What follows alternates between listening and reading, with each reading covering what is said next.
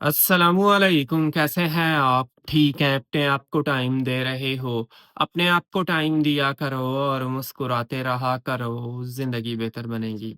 आज हम बात करेंगे कि खामोशी के अंदर क्या पावर होता है। इवन खामोशी इतनी पावरफुल है कि सामने वाले इंसान को चेस करने पे मजबूर कर देती है, इतनी पावरफुल है। आपने कुछ चीज़ें जिनको अंडरस्टैंड करना है अच्छे तरीके से। देखो, सबसे पहली चीज़ एक कंडीशन है, मिसाल के तौर पर एक इंसान आपको तवज्जो नहीं दे रहा, इग्नोर कर रहा है, रिस्पेक्ट नहीं कर रहा, वैल्यू नहीं कर रहा और आप आगे से खामोश नहीं हो रहे। आप लड़े जा रहे हो, मुझे तवज्जो क्यों नहीं देते? मुझे ये क्यों नहीं करते? कंप्लेन करते हो, मुझे टाइम दो, लड़ाई पे लड़ाई है, आप ये क्यों किया? आपने वो क्यों किया? आप कहाँ थे? किधर थे? यानी कि हर वक़्त सिर्फ़ लड़ाई चल रही है। इस चीज़ से 2 चीज़ें होंगी, 1 बल्कि 3 होंगी। 1, आपका ज़हनी सुकून बर्बाद होगा। शदीद वाला बर्बाद होगा, इतना बर्बाद होगा कि आपको खुद समझ नहीं आएगी कि क्या करूँ? दूसरी चीज़, आप ज़हनी तौर पर कमज़ोर होंगे। जितना लड़ोगे, कमज़ोर आप होंगे। अगले बंदे की नज़र में आप एक कमज़ोर, एक वीक बंदे बनते जाओगे। तीसरी चीज़, अगला बंदा आपसे चिड़चिड़ेपन का शिकार हो जाएगा। वो आपको इग्नोर करेगा, आपसे पीछे हटेगा। क्यों? क्योंकि आप हर वक़्त लड़ रहे हैं, बस लड़ाई। देखो, एक चीज़ है, ये कोई जंग नहीं है कि आप लड़ के जीत जाओगे। ये रिश्ता है। यहाँ पे लड़ोगे, आपका ज़हनी सुकून भी जाएगा, आपकी आपकी तकलीफ़ें भी बढ़ेंगी और अगला बंदा आपसे पीछे जाएगा और आप कमज़ोर होते जाओगे। नफ़्सियाती तौर पर कोई भी कमज़ोर बंदा होता है, इंसान उसकी तरफ नहीं जाता और जितना लड़ोगे, आपके अंदर क्या चल रहा है, उस बंदे को हर चीज़ पता लगेगी कि इस बंदे के दिल में क्या है। और जब आप नहीं लड़ोगे तो क्या होगा? आपने खामोशी इख्तियार कर ली, सपोज़ करें 1-2 महीने के लिए। अब उस बंदे को टेंशन होगी कि इसके दिल में क्या है? क्या चल रहा है इसकी साइड? क्यों ये खामोश है? क्या रीज़न है? अब ये लड़ता नहीं है, अब मेरे पीछे नहीं आता। उस बंदे को सोचें आना शुरू हो जाएँगी और आप कमज़ोर से पावरफुल बनना शुरू हो जाओगे।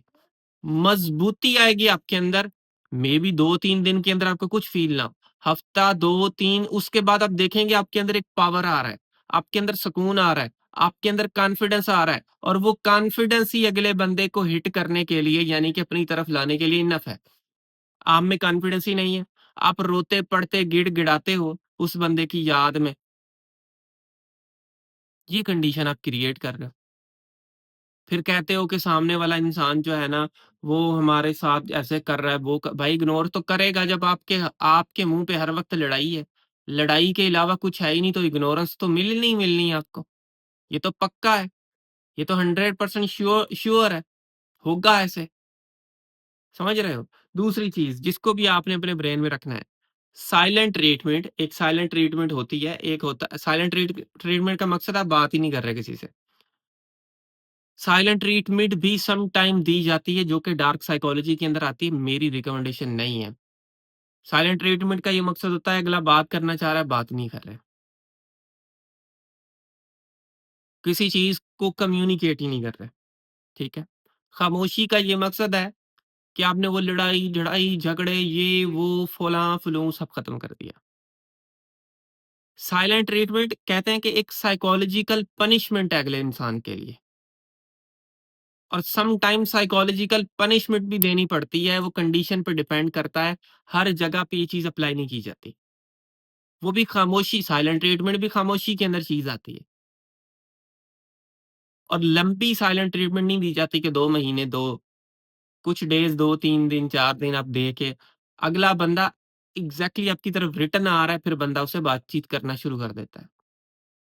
लेकिन साइलेंट ट्रीटमेंट एक साइकोलॉजिकल पनिशमेंट होती है, इसका आपको अंदाज़ा है अच्छे से कि अगला बंदा बस मूड बना के बैठ के बात ही नहीं कर रहा, तो आप कितने डिस्टर्ब होते हो। तो ये चीज़ मेरी रिकमेंडेशन नहीं है। लेकिन खामोशी रिकमेंडेशन है। खामोशी क्या करती है? इट क्रिएट्स एंग्ज़ायटी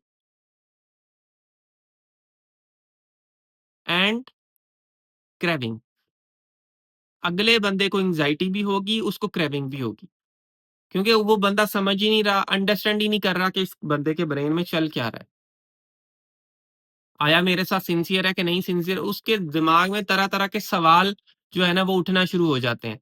जब उसके ब्रेन में तरह-तरह के सवाल उठ रहे हैं, तो वो बंदा एंग्जायटी में भी जाता है और उसको क्रेविंग भी होती है, क्योंकि एक नशा चढ़ जाता है आपसे बात करने का। आपकी लड़ाई का भी किसी को नशा होता है। लड़ रहा है, उसको अच्छा लगता है, लड़ रहा है मेरी अटेंशन के लिए, लड़ रहा है और आप अब नहीं लड़ते। आप अब नहीं लड़ते। ये चीज़ जो है ना अगले बंदे को हिट करती। फिर क्या होता है? खामोशी रिवर्स द कंट्रोल। खामोशी कंट्रोल को रिवर्स कर देती है। जो कंट्रोल उसके हाथ में होता है, वो आपके हाथ में आ जाता है। खामोशी में इतना पावर है। लड़ाई में वो पावर नहीं है। रिश्ते की लड़ाई में पावर नहीं है। रिश्ते की लड़ाई आपको कमज़ोर करती है और आपका जो कंट्रोल है उस बंदे के ऊपर लेके आ जाती है। क्योंकि जब भी उसने आपको ट्रिगर करना है, वो थोड़ा पीछे हट जाएगा। आप इग्नोर होने से ट्रिगर होते हो, तो पीछे हट जाएगा। कोई और इस टाइप की हरकत करेगा। आप तो भाई एक कंटिन्यू एक चीज़ में लगे रहते हो। समझ रहे हो? तो आप जब खामोशी इख्तियार करते हैं, आहिस्ता-आहिस्ता आपका सिचुएशन पर, अपने ऊपर, अगले बंदे पे कंट्रोल आता है। देखो पहले आपका अपने ऊपर कंट्रोल आएगा।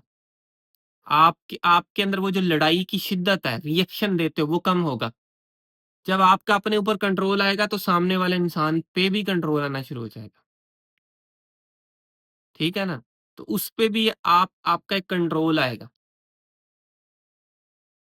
आहिस्ता-आहिस्ता सिचुएशन चीज़ें आपकी फ़ेवर में आती जाएँगी, जो कि पहले फ़ेवर में नहीं थी।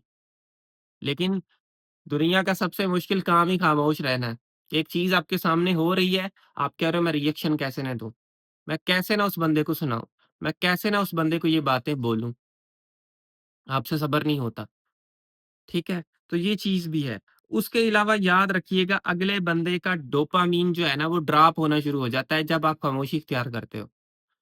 और अगर आप फिर से थोड़ा-सा मीठा बात करोगे, इंस्टेंटली अगले बंदे का डोपामाइन जो है ना वो पूरा होना शुरू हो जाएगा। देखो आपसे बात करने का उसको एक लत लगी हुई है। आपने थोड़ी-सी खामोशी इख्तियार की, तो वो लत उसका नशा टूटना शुरू होगा। फिर से आप जैसे ही बात करोगे किसी दिन, उसका वो नशा पूरा होगा। डोपामाइन लेवल उसका कंप्लीट होना शुरू हो जाएगा। उसके अलावा सम टाइम जब आप खामोशी इख्तियार करते हैं, तो अगला बंदा गिल्ट में जाता है। गिल्ट किस चीज़ का? कि शायद मेरा कसूर है, मैंने गलत किया। फिर वो आहिस्ता-आहिस्ता चीज़ों को सॉर्ट आउट करने की कोशिश करता है, कि किसी तरीके से चीज़ें जो है ना, वो ठीक होना शुरू हो जाएँ। मुझे उम्मीद है, आपने इस वीडियो से कुछ ना कुछ चीज़ें ज़रूर सीखी होंगी। So thank you for watching this video. आखिर में मेरी आप सब लोगों के लिए दिल से दुआ है अल्लाह आपको खुशियाँ दे और आपके सारे गम धो दे। आमीन सुम्मा आमीन। अल्लाह हाफ़िज़।